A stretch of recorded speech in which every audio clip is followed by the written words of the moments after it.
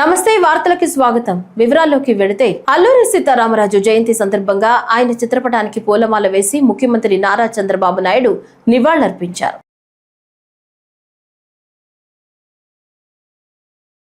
హైదరాబాద్ నగరంలోని లగ్డీ కపుల్లో మాజీ సీఎం కొణిజెట్టి రోసయ్య విగ్రహాన్ని సీఎం రేవంత్ రెడ్డి ఏఐసీసీ అధ్యక్షుడు మల్లికార్జున ఖర్గే ఆవిష్కరించారు. రోసయ్య జయంతి సందర్భంగా నేతలు నివాళి అర్పించారు. ఉమ్మడి ఆంధ్రప్రదేశ్ కు ఆయన చేసిన సేవలను స్మరించుకున్నారు. ఈ కార్యక్రమంలో మంత్రులు భట్టి విక్రమార్క, శ్రీధర్ బాబు, కోమటిరెడ్డి వెంకటరెడ్డి, పొన్నం ప్రభాకర్, టీపీసీసీ చీఫ్ మహేష్ కుమార్ గౌడ్, రోసయ్య కుటుంబ సభ్యులు పాల్గొన్నారు. మాజీ ముఖ్యమంత్రి స్వర్గీయ కొణిజెట్టి రోసయ్య జయంతి సందర్భంగా జగ్గయ్యపేట పట్టణంలో బస్టాండ్ ఎదురుగా ఏర్పాటు చేసిన జయంతి కార్యక్రమంలో శాసనసభ్యులు శ్రీరామ్ రాజగోపాల్, శ్రీరామ్ చిన్నబాబు పాల్గొని రోసయ్య విగ్రహానికి పూలమాలలు వేసి నివాళులర్పించారు. ఈ సందర్భంగా మాట్లాడుతూ కొణిజెట్టి రోసయ్య రాజకీయాల్లో నైతికతకు నిలువెత్తు ఉదాహరణ అని, ఆయన పరిపాలనలో సరళత, ఆర్థిక పరిపూర్ణత, ప్రజాపాలనలో వినయశీలత ఎంతో ప్రశంసనీయమైనవని, ఆయన సాధనలను విలువలను అనుసరించి ప్రజాసేవలో నిబద్ధత కనపరచాలని అన్నారు.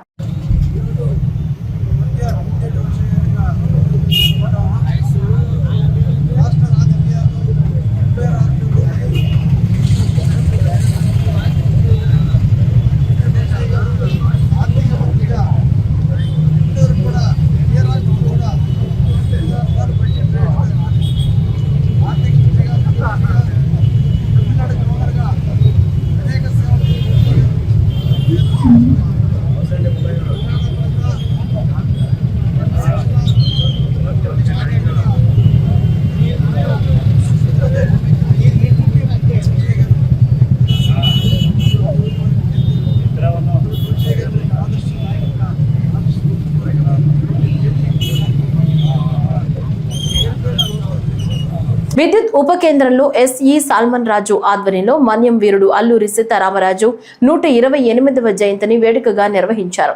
ఈ నేపథ్యంలో సాల్మన్ రాజు మాట్లాడుతూ, సీతారామరాజు మన్యం ప్రజల కొరకు, దేశం కొరకు తెల్లదొరల చేతిలో వీర మరణం పొందడాన్ని గుర్తు చేశారు. అనంతరం పీఎం సూర్యఘర్ పథకం ఆంధ్రాలో ఏలూరు జిల్లా ప్రథమ స్థానంలో ఉందని, సోలార్ విద్యుత్ తమ గృహాలపై అమర్చుకుని దాని ద్వారా వచ్చే విద్యుత్తును అవసరాలకు ఉపయోగించుకుని మిగిలిన కరెంటు ద్వారా ఆదాయం పొందవచ్చని వివరించారు.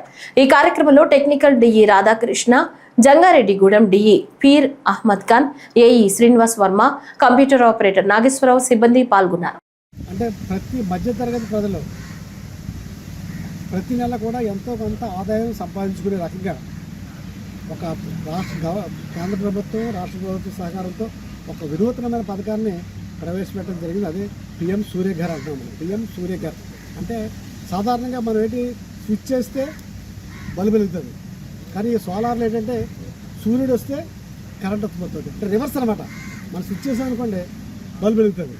కానీ ఇక్కడ అలా కాదు, సూర్యుడు వస్తే కరెంట్ తయారు చేస్తుంటాం. అంటే ప్రతి ఒక్క వ్యక్తి కూడా తమ కరెంట్ తమే, మా దగ్గర లైన్ మ్యాన్ లేదు, మాకు లో వోల్టేజ్ లైన్ మ్యాన్ పిలుస్తుంటే రావట్లేదు, ఈ సమస్యలు ఏమీ లేకుండా ప్రతి వినియోగదారుడు తమ కరెంటు తమే తయారు చేసుకునే విధానం.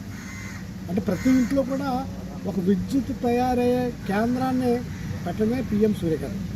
దీని ద్వారా 3 కిలోవాట్స్ వరకు మనం కేంద్ర ప్రభుత్వం, రాష్ట్ర ప్రభుత్వం కలిపి రాయితీ ఇస్తుంది. ఎలాగంటే 1 కిలోవాట్కి 30,000, 2వ కిలోవాట్కి ఇంకో 30,000 అంటే 60,000, 3వ కిలోవాట్కి 18,000 అంటే 78,000 సబ్సిడీ ఇస్తుంది. మీకు దీనికి మాకు డబ్బులు ఎలా వస్తాయని మీరు అనుమానం రావచ్చు.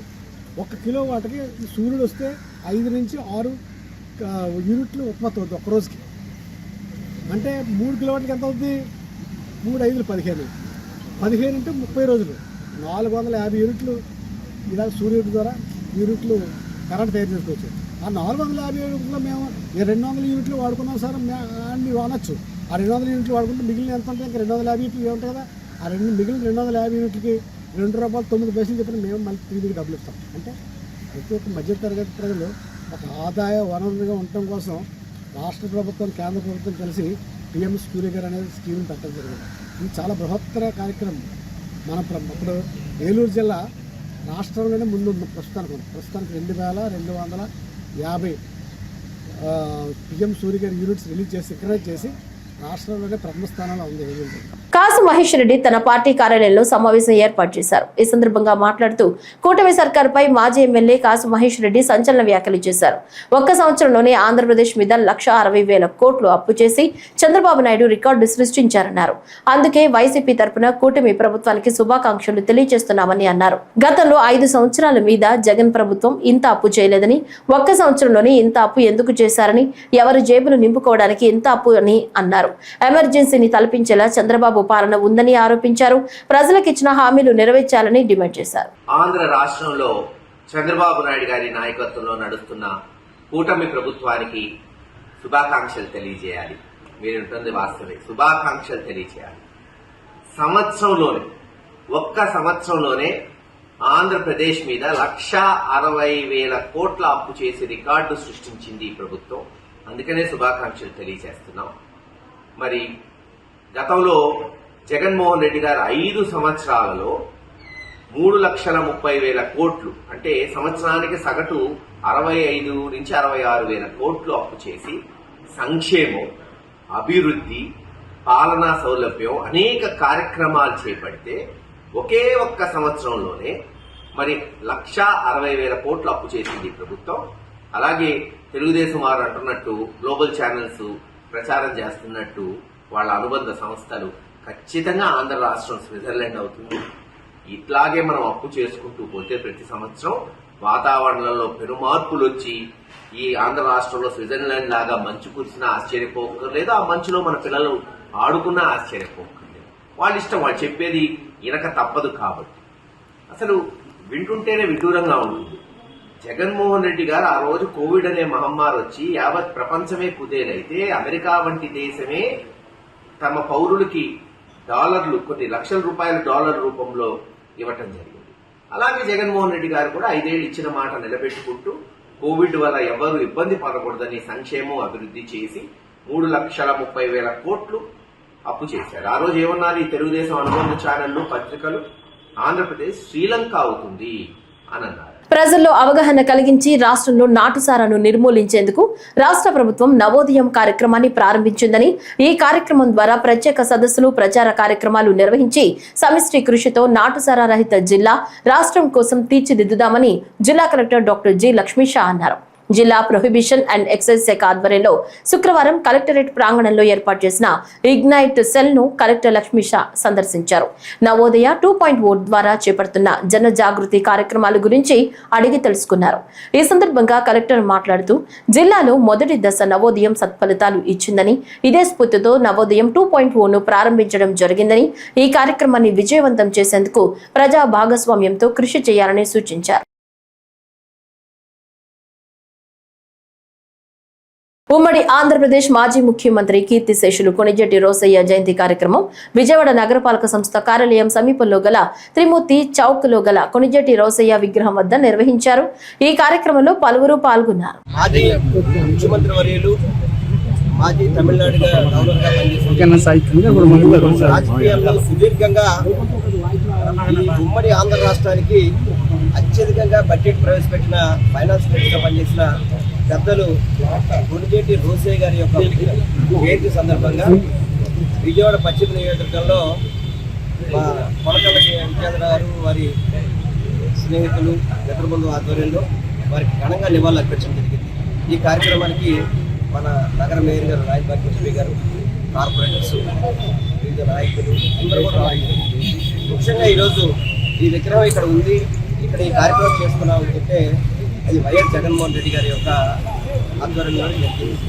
ఇంకా ప్రధాన కూడలిలో ఒక పక్క గాంధీ గారికి, ఒక పక్క కోటేశ్వరరావు గారికి, రోసయ్య గారికి సభ్యులు, నాయకులు అందరూ ఈరోజు వచ్చి ఏదైతే రోసయ్య గారికి ఘనంగా జయంతి వేడుకలు నిర్వహించే విధంగా ఈరోజు కార్యక్రమాలు అనేది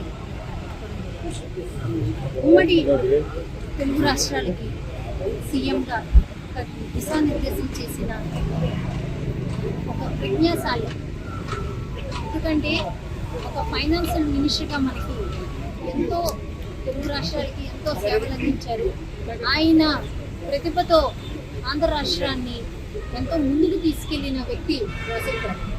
ఆయనకి గవర్నర్గా కూడా చేసి ఎంతో ప్రజ్ఞత కలిగిన రోసయ్య గారిని ఈరోజు ప్రతి ఒక్కరూ స్మరించుకోవాలి. ఎందుకంటే గతంలోనే ఎంతోమంది భారతదేశాన్ని ఏలిన వాళ్ళు ఉన్నారు, ఆంధ్ర రాష్ట్రాన్ని ఏలిన వాళ్ళు ఉన్నారు.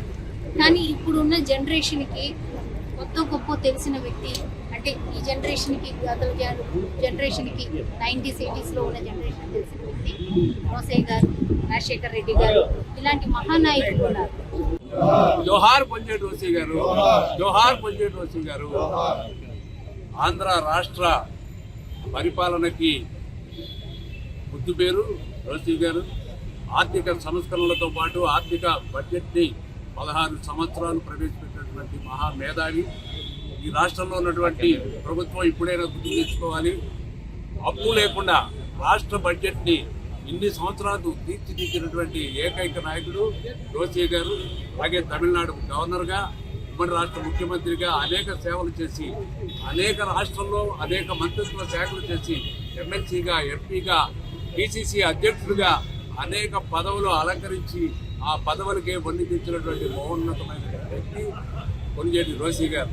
ఆయన్ని సంస్మరించుకోవడం, ఆయన యొక్క ఈరోజు విజయవాడ మహానగరంలో త్రిమూర్తి చౌక్లో విజయవాడ ఆదివాసీ సంఘ నాయకులు, అప్పం జిల్లా ఆదివాసీ సంఘ నాయకులు వారందరి సమక్షంలో గౌరవనీయులు వెల్లంపల్లి శ్రీనివాసరావు గారు, మేయరు, కార్పొరేటర్లు, మా వైఎస్ఆర్సీపీ కార్యకర్తలు అందరి సమక్షంలో ఈ జయంతి వేడుకలు చేసుకోవడం చాలా ఆనందంగా ఉంది.